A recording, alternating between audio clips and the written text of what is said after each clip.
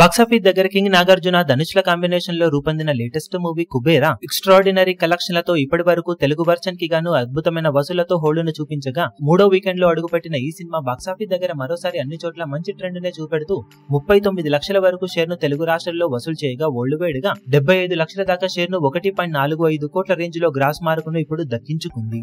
మొత్తం మీద బాక్సాఫీస్ దగ్గర సినిమా తెలుగు రాష్ట్రాలలో 16 రోజులు కంప్లీట్ అయ్యే టైంకి 38.34 కోట్ల దాకా షేర్ ను అందుకోగా 65.10 కోట్ల రేంజ్ లో గ్రాస్ ను సాధించింది. 34 కోట్ల బ్రేక్ ఈవెన్ టార్గెట్ మీద సినిమా 4.34 కోట్ల రేంజ్ లో ప్రాఫిట్ ను దక్కించుకుంది. ఇక 16 రోజుల్లో వరల్డ్ వైడ్ గా సినిమా సాధించిన కలెక్షన్లను చూసుకుంటే తెలుగు రాష్ట్రాల్లో 65.10 కోట్లు, తమిళనాడులో 19.75 కోట్లు, కర్ణాటకలో 11.90 కోట్లు, కేరళలో 1.25 కోట్లు, హిందీ అలాగే రెస్ట్ ఆఫ్ ఇండియాలో 2.8 కోట్లు, ఓవర్సీస్ లో 30.90 కోట్ల రేంజ్ లో గ్రాస్ ను అందుకోగా 16 రోజుల్లో వరల్డ్ వైడ్ గా 131.70 కోట్ల వరకు గ్రాస్ ను 66.55 కోట్ల రేంజ్ లో షేర్ ను సాధించింది.